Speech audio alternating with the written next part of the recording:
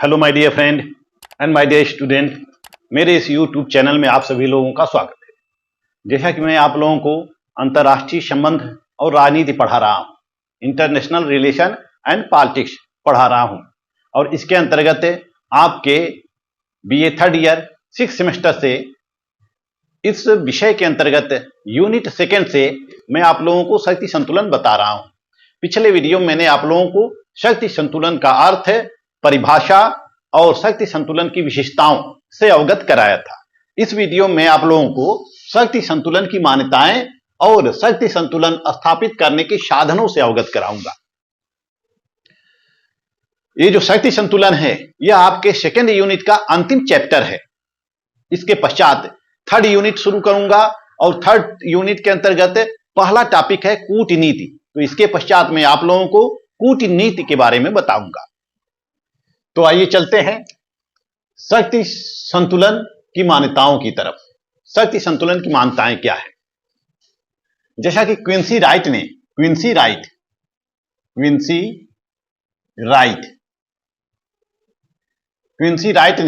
शक्ति संतुलन की 5 मान्यताओं का उल्लेख किया है। 5 मान्यताएं बताते हैं शक्ति संतुलन की। शक्ति संतुलन की पहली मान्यता है कि प्रत्येक राज्य अपने उपलब्ध शक्ति एवं साधनों द्वारा अपने हितों और अधिकारों की रक्षा करता है।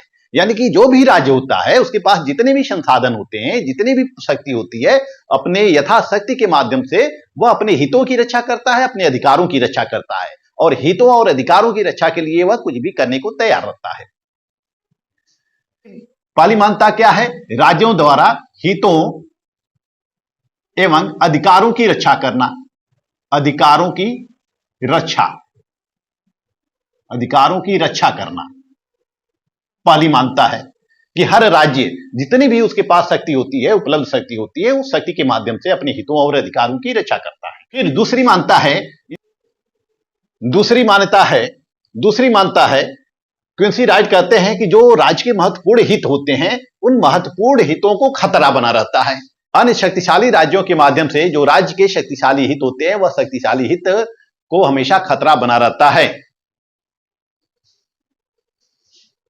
तीसरा पॉइंट है, क्विंसी राइट का कहना है कि शक्ति संतुलन के द्वारा अपने हितों की रक्षा की जा सकती है या आक्रमण के द्वारा अपने हितों की रक्षा की जा सकती है। इनका कहना है कि आक्रमण और शक्ति संतुलन, ये 2 ऑप्शन होते हैं जिनके द्वारा कोई राज्य अपने हितों की रक्षा करता है। यह 2 ऑप्शन होते हैं जिनके द्वारा कोई राज्य अपने हितों की रक्षा करता है। फिर इनका कहना है कि सभी राज्यों के शक्ति का मूल्यांकन किया जा सकता है। क्विंसी राइट का कहना है कि जितने भी राज्य हैं, अंतर्राष्ट्रीय व्यवस्था के अंतर्गत जितने भी राज्य हैं, सारे राज्यों की शक्ति का मूल्यांकन किया जा सकता है। पांचवी मान्यता ये बताते हैं कि जो राजनीतिज्ञ होते हैं वो विदेश नीति का निर्णय सोच समझ कर लेते हैं, जानबूझ कर लेते हैं। उनके अंदर विवेक होता है कि वह सोच समझकर विदेश नीति का निर्माण करते हैं, अपने राष्ट्रीय हितों को देखते हुए विदेश नीति का निर्माण करते हैं। जैसा कि क्विंसी राइट 5 मान्यताओं का उल्लेख किए हैं, लेकिन जो 4 मान्यताएं हैं, यह 4 मान्यताएं तर्कसंगत प्रतीत होती हैं, लॉजिकल प्रतीत होती हैं। लेकिन जो 5वीं मान्यता है, जिनमें ये कहते हैं कि प्रत्येक राजनीतिज्ञ अपने विदेश नीति का निर्माण सूझबूझ के आधार पर करते हैं, विवेक के आधार पर करते हैं, सोच समझ कर करते हैं। यह मान्यता तर्कसंगत प्रतीत नहीं होती है, क्योंकि जो राजनीतिज्ञ होते हैं यानी कि जो नीति निर्माता होते हैं, वह अपने राष्ट्रीय हितों को ठीक से नहीं समझ सकते हैं, अपने राष्ट्रीय हितों को भी ठीक से नहीं समझ सकते हैं, और नीति निर्माताओं के मध्य राष्ट्रीय हितों को लेकर विवाद की स्थिति उत्पन्न होती है, असहमत की स्थिति उत्पन्न हो सकती है। यानी कि राष्ट्रीय हितों के ऊपर सभी नीति निर्माता एकमत नहीं रहते हैं, उनमें असहमति बनी रहती है। जैसा कि क्विंसी राइट का कहना है कि प्रत्येक राज्य की शक्ति को आंका जा सकता है, प्रत्येक राज्य की शक्ति को मापा जा सकता है, लेकिन यह भी अनिश्चित धारणा है। हम प्रत्येक राज्य की शक्ति को माप नहीं सकते हैं, उसके शक्तियों को आंक नहीं सकते हैं। यानी कि कहने का आशय यह है कि किसी राज्य को कमजोर नहीं समझना चाहिए। हम जिसको कमजोर समझते हैं, हो सकता है कि वह अधिक शक्तिशाली हो। तो किसी भी राज्य के शक्ति को ठीक से मापा नहीं जा सकता है। यह एक जो मापना है वह एक अनिश्चित धारणा है। हम किसी राज्य की शक्ति को माप नहीं सकते। तो क्विंसी राइट शक्ति संतुलन की 5 मान्यताओं का उल्लेख करते हैं। आइए देखते हैं शक्ति संतुलन स्थापित करने के साधन। शक्ति संतुलन के स्थापित करने के साधन कौन कौन से हैं? इसमें शक्ति संतुलन स्थापित करने के ये 6 साधन है। क्षतिपूर्ति है कंपनसेशन, हस्तक्षेप है इंटरवेंशन, तीसरा है मध्यवर्ती राज्य जिसको हम बफर स्टेट कहते हैं, चौथा है शस्त्रीकरण आर्मामेंट कहते हैं, पांचवा है विभाजन एवं शासन डिवाइड एंड रूल की अवधारणा है, छठा है मैत्री संधियां यानी कि अलायंस या काउंटर अलायंस। तो आइए देखते हैं क्षतिपूर्ति। क्षतिपूर्ति क्या होती है? क्षतिपूर्ति कंपनसेशन। कंपनसेशन का आशय क्या होता है? कंपनसेशन का अर्थ होता है कि किसी राज्य को उतना दो जितना कि उससे लिया गया हो या उसका जितना नुकसान हुआ है। क्षतिपूर्ति क्या होती है कि हम दूसरे का जितना नुकसान करते हैं उसकी भरपाई करने के लिए उसको हम उतनी रकम देते हैं, उतनी मुद्रा देते हैं, उतने पैसे, उतने रुपए पैसे देते हैं या उसके बदले में उसको कोई हम सामान दे देते हैं। यही क्षतिपूर्ति होती है, यानी कि किसी के नुकसान की भरपाई करना। यह क्या है? क्षतिपूर्ति है। जैसे युद्धों के पश्चात जब युद्ध समाप्त होता है, जैसे प्रथम विश्व युद्ध समाप्त हुआ, द्वितीय विश्व युद्ध समाप्त हुआ, तो जो युद्ध समाप्त होते हैं, युद्ध के पश्चात जिस राष्ट्र को हानि होती है, जिस राष्ट्र को नुकसान होता है, उसके नुकसान की भरपाई किसके द्वारा किया जाता है? विजित राष्ट्र के द्वारा किया जाता है। विजित राष्ट्र के द्वारा किया जाता है। या जो राष्ट्र संघर्ष की स्थिति पैदा करता है या युद्ध की स्थिति पैदा करता है, उस राष्ट्र से कंपनसेशन की वसूली की जाती है, क्षतिपूर्ति की वसूली की जाती है। जैसे युद्ध के पश्चात विभिन्न राज्यों की सीमाओं में परिवर्तन होता है, भू क्षेत्रों में परिवर्तन होता है, तो कभी कभी ऐसी स्थिति देखने को आती है कि एक राज्य को कई टुकड़ों में विभाजित कर दिया जाता है, और विभिन्न राज्यों के क्षेत्रों में, विभिन्न राज्यों की सीमाओं में आदान प्रदान होता है। यानी कि जो एक दूसरे राज्य की सीमा को कब्जा कर लेते हैं, वह अपनी सीमाओं को उस सीमा को वापस करने का प्रयत्न करते हैं। यानी कि वह उन सीमाओं को या उन भू क्षेत्रों को दूसरे राज्य को वापस करने का प्रयत्न करते हैं। तो सीमाओं में जब परिवर्तन किया जाता है, यानी सीमाओं में परिवर्तन किया जाता है, तो यह तुल्य भारता की स्थिति बनी रहती है। सीमाओं में जब परिवर्तन किया जाता है तो तुल्य भारता की स्थिति बनी रहती है। और सीमाओं में परिवर्तन भू क्षेत्रों को देखकर किया जाता है, भौगोलिक आधार पर किया जाता है कि सभी राज्यों के मध्य, यानी कि एक राज्य के यदि कई टुकड़े किए जाते हैं, एक देश के कई टुकड़े किए जाते हैं, तो सारे राज्यों में उर्वरक भूमि हो, नदियां हो, पर्याप्त प्राकृतिक संसाधन हो, तो इन सभी बातों को देखते हुए उनकी सीमाओं में परिवर्तन किया जाता है। जैसे कि हम देखते हैं कि 1713 में यूट्रैक्ट की संधि होती है। यूट्रैक्ट की संधि होती है। 1713 में यूट्रैक्ट की संधि होती है। इस यूट्रैक्ट की संधि के द्वारा जो स्पेन की भूमि होती है, उस स्पेन की भूमि का विभाजन कर दिया जाता है। स्पेन की भूमि का विभाजन कर दिया जाता है। इसी तरह से हम देखते हैं कि पोलैंड का विभाजन, पोलैंड का विभाजन, इसी तरह से हम देखते हैं पोलैंड का विभाजन। पोलैंड में भी 1772, 1793 और 1795 3 बार विभाजन किया जाता है। पोलैंड का 3 बार विभाजन किया जाता है। तो हम देखते हैं कि क्षतिपूर्ति के अंतर्गत विभिन्न राज्यों की सीमाओं में परिवर्तन किया जाता है, उनके भूभाग में परिवर्तन किया जाता है। जिस देश को ज्यादा हानि होती है, उस देश को उतना कंपनसेशन देना पड़ता है, उतना कंपनसेशन दिया जाता है, क्षतिपूर्ति दिया जाता है। जैसे कि हम देख सकते हैं कि प्रथम विश्व युद्ध के पश्चात जर्मनी को क्षतिपूर्ति देनी पड़ी थी। इसी तरह से विभिन्न राष्ट्रों से क्षतिपूर्ति की वसूली की जाती है। तो ये जो क्षतिपूर्ति है या कंपनसेशन का सिद्धांत है, यह शक्ति संतुलन स्थापित करने का एक महत्वपूर्ण साधन है। और क्षतिपूर्ति की प्रक्रिया संपन्न हो जाती है तो उसके पश्चात राष्ट्रों के मध्य शांति स्थापित हो जाती है। दूसरा है हस्तक्षेप। दूसरा क्या है? हस्तक्षेप, इंटरवेंशन।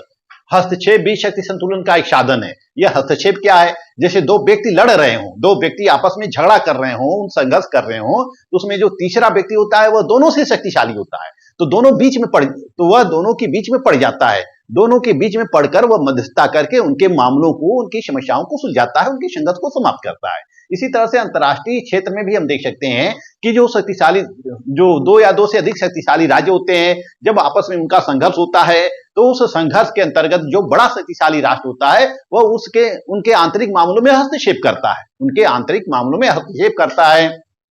हस्तक्षेप का उद्देश्य होता है कि दो राज्यों के बीच यथापूर्व की स्थिति बनी रहे और शक्ति संतुलन कायम रहे। शक्ति संतुलन कायम रहे या उस बड़े राष्ट्र का उद्देश्य क्या होता है कि दोनों राष्ट्रों के बीच शक्ति संतुलन बनी रहे, यथापूर्व स्थिति बनी रहे और शांति बनी रहे। जैसे कि भारत और पाकिस्तान का मुद्दा हम ले सकते हैं, भारत और पाकिस्तान का मुद्दा ले सकते हैं। भारत और पाकिस्तान के बीच संघर्ष है, तनाव की स्थिति है। किस बात को लेकर तनाव था? जम्मू कश्मीर को लेकर तनाव था। अभी भी जम्मू कश्मीर का कुछ हिस्सा पाकिस्तान के कब्जे में है, जिसको हम कहते हैं POK, पाक अधिकृत कश्मीर। कश्मीर का कुछ हिस्सा किसके कब्जे में है? पाकिस्तान के कब्जे में है। तो ऐसे में भारत अगर चाहता तो पाकिस्तान से लड़ाई करके, युद्ध करके POK को ले सकता है, लेकिन यह मुद्दा कहां था? UNO में था।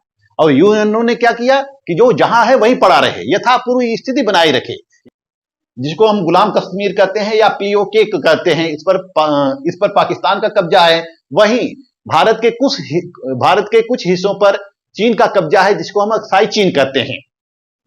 तो संघर्षों को समाप्त करने के लिए या शक्ति संतुलन को बनाए रखने के लिए यथापूर्व स्थिति का पालन करना होता है, संतुलन का पालन करना होता है। दो राष्ट्रों के बीच एक बड़ी शक्ति आकर दोनों के बीच मध्यस्थता का कार्य करता है। इसको हम क्या कहते हैं? हस्तक्षेप करते हैं, इंटरवेंशन करते हैं। तीसरा देखते हैं मध्यवर्ती राज्य, बफर स्टेट। यह बफर स्टेट क्या होता है? जब दो राज्यों के बीच, जैसे एक राज्य यहां इधर है, एक राज्य इधर है, दो बड़े शक्तिशाली राज्य हैं, दोनों के बीच जो राज्य स्थित होते हैं, इनको हम बफर स्टेट की संज्ञा देते हैं। बफर स्टेट की संज्ञा देते हैं, यानी कि मध्यवर्ती राज्य की संज्ञा देते हैं। यह जो बफर स्टेट होते हैं, यह दोनों राज्यों के बीच की लड़ाई को कम करते हैं, इनके संघर्ष को कम करते हैं, क्योंकि यह राज्य बीच में स्थित होते हैं। यह दोनों को रोकते हैं। दोनों राष्ट्रों को आपस में लड़ने पर यह प्रतिबंध भी लगाता है, यानी कि यह कोई जगह नहीं देता है कि दोनों राष्ट्र आपस में लड़े। यह दोनों की भी शांति स्थापित करने का प्रयत्न करता है। जब कोई राज्य दो शत्रु राज्यों के बीच स्थित हो, जब कोई राज्य शत्रु राज्यों के बीच स्थित हो और वह शत्रु राज्य राष्ट्रों को अलग रखकर उनमें युद्ध की संभावना को कम करता है, तो ऐसे राज्य को हम बफर स्टेट कहते हैं। जैसे कि रूस और जर्मनी के बीच,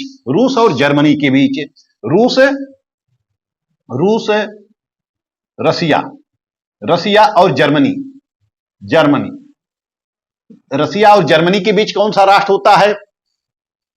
जैसे रूस और जर्मनी के बीच पोलैंड स्थित है, तो पोलैंड क्या है? बफर स्टेट है। इसी तरह से भारत और चीन के बीच कौन स्थित है? भारत और चीन के बीच तिब्बत स्थित है, तो यह क्या है? तिब्बत को हम बफर स्टेट की संज्ञा दे सकते हैं। इसी तरह से फ्रांस और जर्मनी के बीच बेल्जियम और हालैंड स्थित है। फ्रांस और जर्मनी के बीच जो है वह बेल्जियम और हालैंड स्थित है, तो बेल्जियम और हालैंड को हम बफर स्टेट की संज्ञा दे सकते हैं। तो जो बफर स्टेट होते हैं, यह युद्धों को कम कर सकते हैं, युद्धों को कम करते हैं। दोनों राष्ट्रों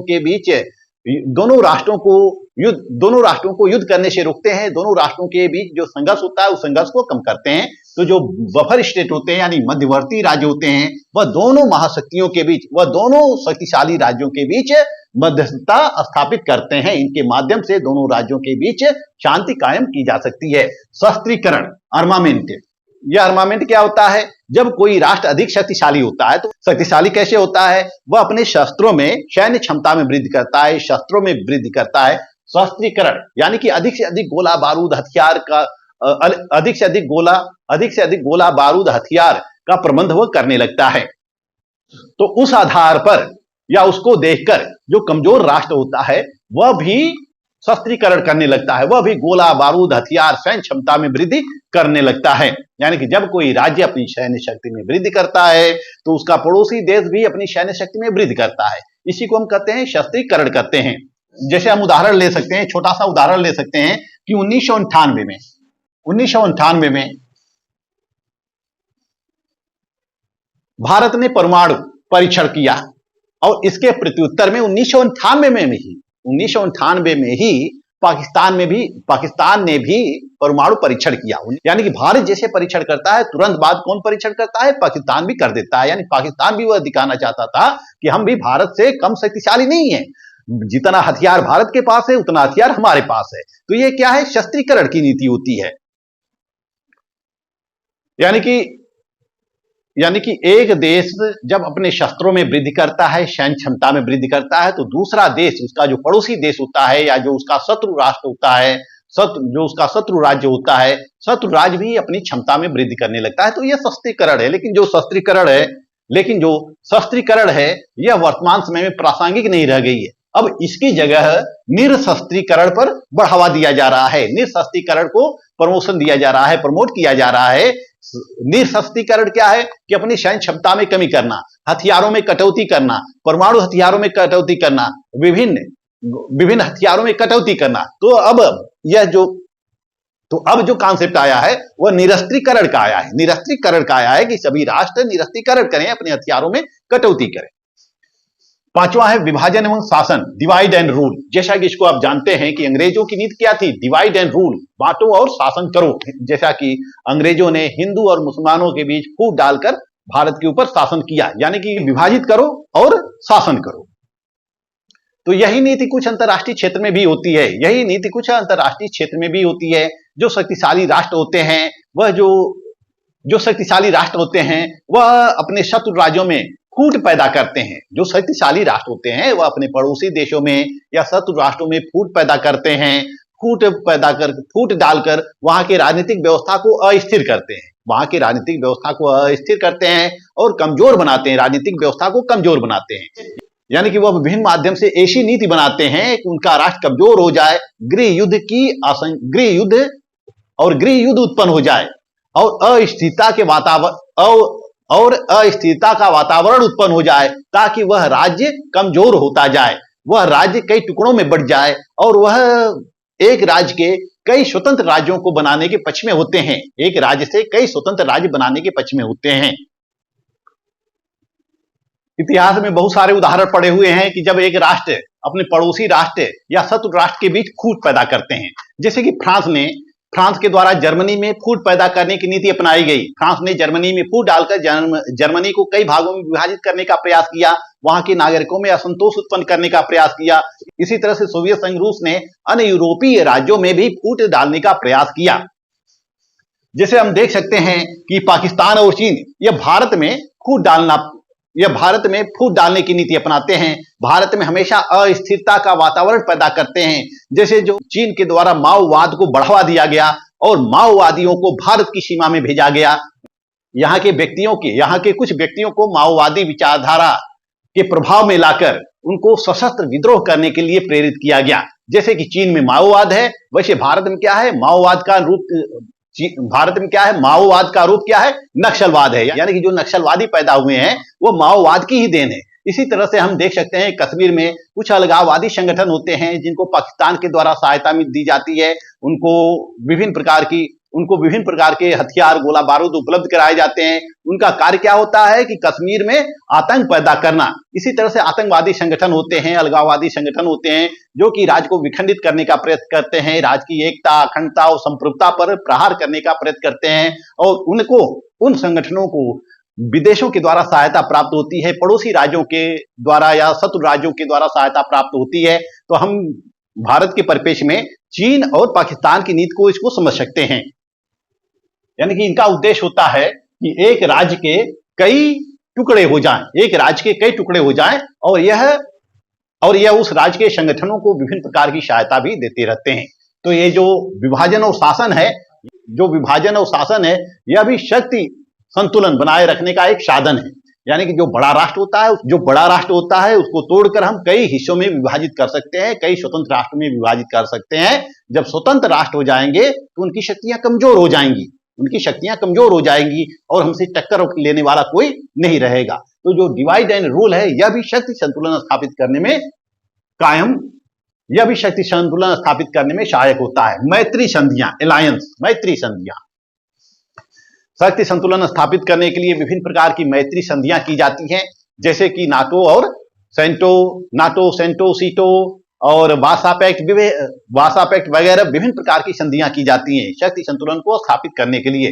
स्पेशली वासा पैक्ट और नाटो को हम देख सकते हैं कि अमेरिका ने विभिन्न देशों को साथ लेकर नाटो का गठन किया, तो रूस ने उसके प्रत्युत्तर में विभिन्न देशों को लेकर वार्सा पैक्ट का गठन किया। तो विभिन्न प्रकार की जो मैत्री संधियां होती है, उस मैत्री संधियों का उद्देश्य क्या होता है? अपने शत्रु को परास्त करना, अपने शत्रु को परास्त करना। जब कोई ऐसा राष्ट्र होता है या जब कोई ऐसा राज्य होता है जो शक्तिशाली हो जाता है और उस शक्तिशाली राज्य को अन्य राज्यों को भय उत्पन्न हो जाता है, अन्य राज्यों को खतरा उत्पन्न हो जाता है, तो कुछ राज्य मिलकर एक संगठन बना लेते हैं। और जब कुछ राज्यों का संगठन होता है तो वह मजबूत हो जाते हैं, वह उस बड़ी शक्तिशाली राज्य के समकक्ष आ जाते हैं, उनसे टक्कर लेने की स्थिति में हो जाते हैं, यानी कि उनके समान हो जाते हैं। इस तरह से बड़ी शक्तियों से मिलकर जब कुछ राज्य मिलकर संगठन बना लेते हैं और संगठन बनाकर अपनी शक्तियों में वृद्धि करते हैं, तो वह मैत्री संधियां होती है और मैत्री संधियों के द्वारा अपनी शक्ति में विस्तार करते हैं। जैसे हम देखते हैं कि 1936 में धुरी राष्ट्र और मित्र राष्ट्र धुरी राष्ट्र का जो नेतृत्व करता है वह जर्मनी करता है। जर्मनी ने इटली, जापान और हंगरी से मिलकर धुरी राष्ट्र का निर्माण किया। इसी तरह से हम देख सकते हैं कि मित्र राष्ट्रों का नेता कौन होता है? अमेरिका होता है। अमेरिका ने ब्रिटेन, फ्रांस और रूस को साथ लेकर मित्र राष्ट्र का निर्माण किया। यानी प्रथम विश्व युद्ध के दौरान हम देख सकते हैं कि जो विश्व होता है वह दो ध्रुवों में विभाजित हो जाता है, एक धुरी राष्ट्र होता है, एक मित्र राष्ट्र होता है। तो अपनी शक्तियों में वृद्धि करने के लिए, शक्तिशाली होने के लिए विभिन्न राज्य मिलकर आपस में संगठन स्थापित कर लेते हैं, गठन करते हैं और अपनी शक्तियों में वृद्धि करते हैं। तो जो मैत्री संधियां की जाती है या काउंटर अलायंस किया जाता है, इसके द्वारा अंतरराष्ट्रीय जगत में शक्ति संतुलन स्थापित किया जा सकता है। जैसे कि हम कमजोर हैं और हमारे सामने वाला शक्तिशाली है, तो हम अपने साथ कई लोगों से संधि कर लेते हैं और संधि करके हम शक्तिशाली हो जाते हैं। फिर जो सामने वाला है, जो हमारा शत्रु है, वह फिर हमको परास्त नहीं कर सकता है, वह फिर हमसे युद्ध नहीं कर सकता है, क्योंकि वह जानता है कि वह व्यक्ति अकेला नहीं है, उसके साथ कई लोग हैं, तो इसलिए वह संघर्ष करने से बचता रहता है। तो इस तरह से मैं आपको इस वीडियो में शक्ति संतुलन की मान्यताएं और शक्ति संतुलन स्थापित करने के साधन से अवगत कराया। नेक्स्ट वीडियो में मैं आपको यूनिट 3 से कूटनीति के बारे में बताऊंगा। मेरा वीडियो आप लोग देखते रहिए और मेरे वीडियो को लाइक, सब्सक्राइब और शेयर करते रहिए। मिलते हैं नेक्स्ट वीडियो में, तब तक के लिए धन्यवाद।